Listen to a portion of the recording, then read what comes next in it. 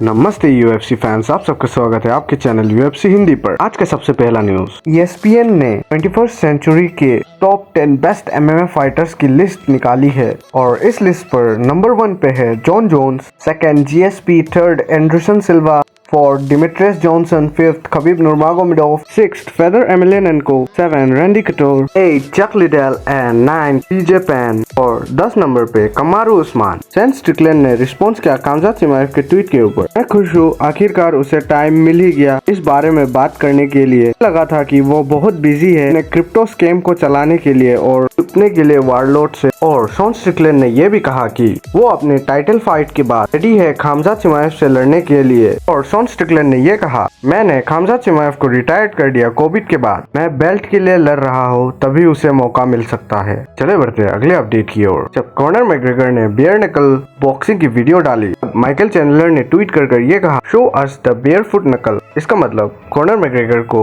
अपनी injured to को दिखाने को कहा। तो इसी का रिप्लाई देते हुए कॉनर मैकग्रेगर ने कहा, हे बम बेगर, मेरा टो पूरी तरह ठीक हो चुका है। सुगर शॉन ओमैली ने अपने रिसेंट वीडियो में ये कहा कि रिसेंट स्टडीज में ये पाया गया है एविडेंस के साथ स्ट्रेन ट्रांसफर हो सकता है पसीने के साथ। ये एक्सप्लेन करता है क्यों में पॉजिटिव पाया गया इस बैन सब्सटेंस के लिए न्यूमरस टाइम। और उनका ये कहना है कि वो जिन लोगों से ट्रेनिंग ले रहे थे उन लोगों ने ऑस्ट्रेन लिया था और इसी के लिए क्रॉस कॉम्बिनेशन हुआ मेरे और उनके बीच। अगर आप लोगों को ऑस्ट्रेन का मतलब पता नहीं है तो ऑस्ट्रेन एक परफॉर्मेंस इनहेंसिंग ड्रग है जो कि UFC में बैन है। और शॉन ओमैली के टेस्ट में स्ट्रेन्स का प्रेजेंस पाया गया है और इसी चीज के लिए वो UFC से बैन भी हो चुके हैं। इन चीजों के ऊपर शुगर शॉन ओमैली ने बात किया। शुगर शॉन ओमैली के इस ट्वीट को देखकर कॉनर मैकग्रेगर ने लाफ इमोजी रिएक्ट किया। तो कॉनर मैकग्रेगर का ये ट्वीट देखकर शुगर शॉन ओमैली ने ये कहा कि वो पुराने कॉनर मैकग्रेगर को मिस करते हैं। आप गिर गए हो लेकिन मैं अभी भी आपका फैन हूँ। मैं सच में बताऊँ तो मैं केयर नहीं करता।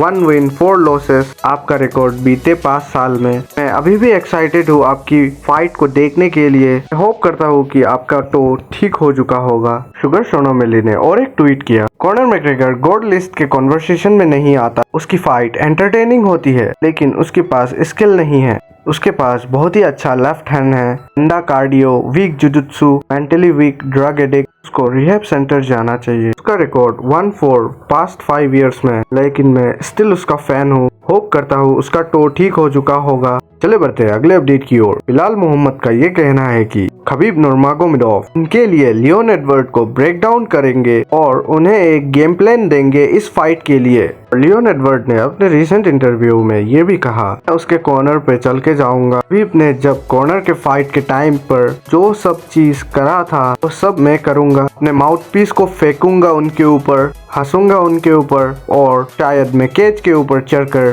उनके ब्रदर के ऊपर जंप करूंगा। चले बढ़ते हैं अगले अपडेट की ओर। पैडी पिम्बलेट ने अपना प्रेडिक्शन दिया बॉबी ग्रीन और उसके फाइट के ऊपर। उसका कहना है वो एक ऑलराउंडर MMA फाइटर है। वो हेटर्स के मुंह बंद कर देंगे इस परफॉर्मेंस से और वो बाहर आने और बॉबी ग्रीन जैसे अहंकारी आदमी को अपने जगह दिखाने के लिए और इंतजार नहीं कर सकते। वो बाहर आएंगे और उसके सिर उसके कंधों से उतारेंगे। इसलिए वो प्रिडिक्ट कर रहे हैं कि वो बॉबी ग्रीन को फर्स्ट या सेकंड राउंड में समिट या नॉकआउट कर देंगे।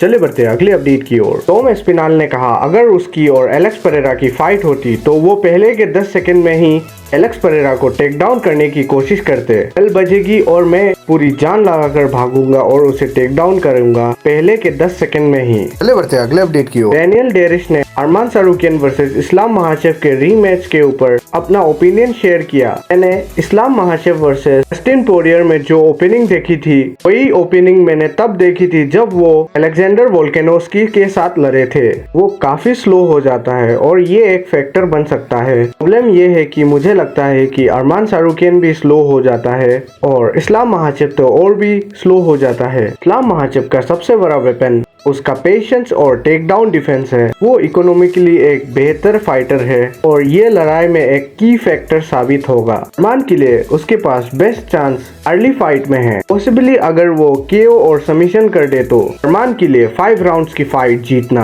हार्ड हो सकता है मेरे ओपिनियन से। मेरा मानना ये है कि ये फाइट लेट राउंड तक चलेगा और ये इस्लाम महाशेव को मदद करेगा। मेरा मानना ये है कि इस्लाम महाशेव डिसीजन विक्ट्री से जीत सकता है या फिर फिनिश कर सकता है अरमान सारूकियन को लास्ट राउंड में। आज का लास्ट अपडेट, अहमदमुखौफ वर्सेस मैनुएल केव जो कि UFC 304 में लड़ने वाले हैं। उनकी फाइट पहले होने वाली थी मेन इवेंट में, लेकिन UFC ने उनकी फाइट मेन इवेंट से हटाकर प्रीलिम कार्ड में डाल दी थी। लेकिन अब फिर से UFC ने उनकी फाइट प्रीलिम से भी हटा दी और अब ये फाइट अर्ली प्रीलिम्स में होने वाली है। आज के लिए इतना ही, मिलते हैं किसी दूसरी वीडियो में ऐसे ही UFC अपडेट्स के ऊपर। और अगर वीडियो अच्छा लगे तो लाइक और सब्सक्राइब जरूर कर देना।